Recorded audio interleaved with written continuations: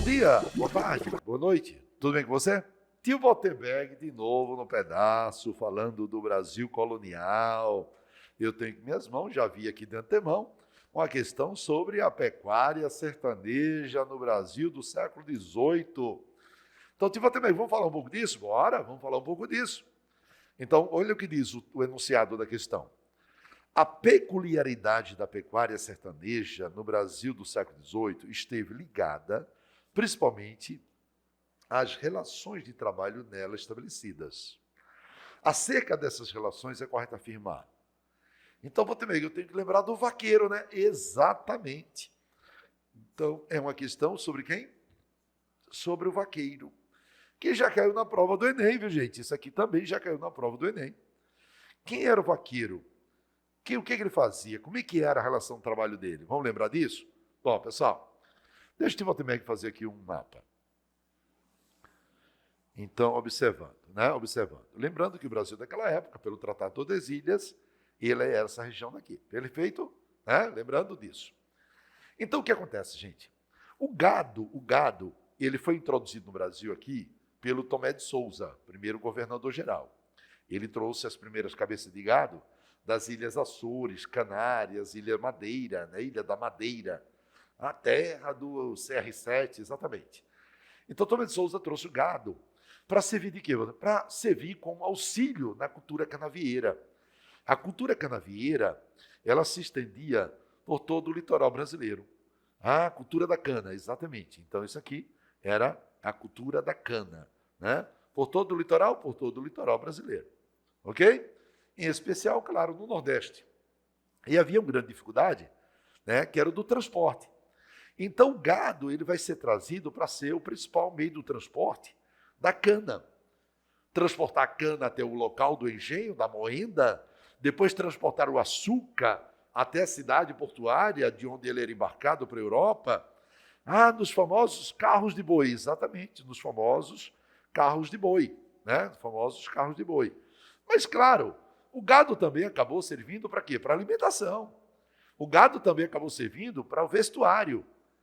O gado também, então, além do transporte, deixa eu botar aqui bem claro, além do transporte, o gado também acabou sendo útil para quê? Alimentação, né? Alimentação. E também vestuário, até porque era muito comum, no sertão nordestino, usar roupas de couro, né? Por conta da caatinga, né? Da terra, da vegetação espinhenta da caatinga nordestina. Tá? Muito bem. Só que tem um detalhe, qual era? Você criar gado e plantar cana ao mesmo tempo, no mesmo espaço, era muito complicado. Por quê? Naquela época não tinha cerca, não tinha cercas de arame, não tinha. O gado era criado solto. E aí, quando os senhores de engenho começaram a perceber que o gado ele estava danificando os canaviais. O gado danificava os canaviais, invadindo a cana, comendo as folhas da planta, né? Prejudicando a produção da cana. Então, o que os senhores de engenho decidiram? Que o gado ele seria expulso do litoral. O gado seria expulso do litoral. Para quê? Para que não fosse criado junto com a cana-de-açúcar. Entendeu? E aí o gado vai ser tangido, não é isso? Exatamente. Então o gado vai ser o quê? Expulso do litoral. Expulso do litoral. Expulso do litoral. Certo? Litoral. Expulso do litoral. Ok? Por quê? Porque ele estava destruindo os canaviais? Estava destruindo os canaviais. Então o gado acaba sendo expulso do litoral. E aí, esse gado vai ser expulso e vai se embrenhar pelos sertões. Lembrando que a expressão sertão se refere a toda a região não litorânea. E aí entra um sujeito importante, o vaqueiro, o cara que vai acompanhar o gado. Então, o vaqueiro, ele é um trabalhador diferenciado, porque a maioria desses indivíduos são homens livres. Homens livres, sim, alguns negros, mestiços, às vezes até índios, e pouquíssimos escravos. Pouquíssimos escravos. O trabalho era remunerado? Era uma atividade remunerada. Era uma atividade o quê? Remunerada. Então, o cara ganhava dinheiro para ser vaqueiro. Tá? Então, por exemplo, depois de 5 anos de trabalho, o vaqueiro passava a ter direito a 25% dos bezerros que nasciam. 25% dos bezerros que nasciam eram do vaqueiro. Por isso que o vaqueiro ele vai acabar se tornando proprietário rural no sertão nordestino. Vai se tornar proprietário rural no sertão nordestino. Lembrando um detalhe, né, gente? A criação de gado não era para exportação, era para o consumo interno. Certo? Então, vou ter bem. E aí que entra o vaqueiro, exatamente. Então, são homens livres, predominantemente. Outra coisa que é básico, né, gente? Não precisava grande quantidade de vaqueiros. Se você tivesse 3, 4 vaqueiros, eles conduziam, por exemplo, uma manada de 1.000 bois, vacas e bois, tranquilamente. Então, não é como a atividade canavieira, que precisava de grande quantidade de mão de obra. Compreendem? Bastavam poucos vaqueiros cuidavam do gado.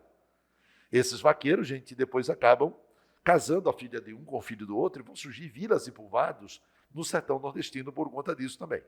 Tá? Eles ajudam a povoar o interior do Brasil. Então vamos nessa. Acerca dessas relações de trabalho do vaqueiro, é correto afirmar que, letra A, predominava o trabalho escravo em larga escala. Não predominava o trabalho escravo. Qual é o trabalho predominante? Livre. Nem é em larga escala. Bastam poucos. Então são poucos vaqueiros. Poucos vaqueiros cuidam de muito gado. Tá? Havia predominância do trabalho de negros libertos, mestiços livres, brancos e pobres, e em pequena escala, escravos africanos. Eu gostei disso aqui. Será que é a resposta? Vamos ver as outras. Letra C.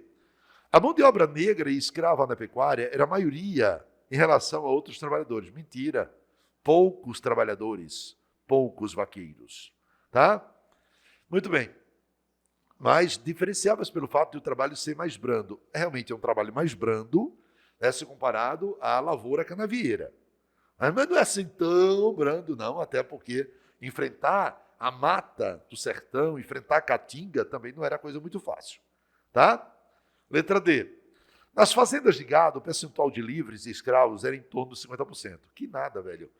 A quantidade de vaqueiros não chegava a 1% se comparado à mão de obra escrava. Eram pouquíssimos mesmo. Tá? Beleza? Uma vez que era um trabalho de exigir grande número de trabalhadores. Não exige grande número, eram poucos trabalhadores. Poucos trabalhadores. Letra E. Os criadores de gado nordestino preferiam trabalhadores de origem europeia. Europeia? Também não. O europeu vem para cá se dedicar ao quê, Valdomiro? À cultura canavieira, né? Na condução do rebanho pelas entranhas das áridas terras distantes do litoral. Era o mestiço, né? Era o negro livre, alguns brancos, mas geralmente já nascidos aqui, acostumados com a labuta da criação de gado.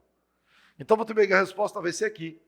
Havia predominância de trabalho de negros libertos, mestiços livres, tá vendo? Brancos pobres e em pequena escala de escravos. Em algumas regiões chegaram a usar alguns escravos. Beleza? Deu para entender? Eu sei que sim. Tchau, senhores. Até a próxima. Fiquem com Deus.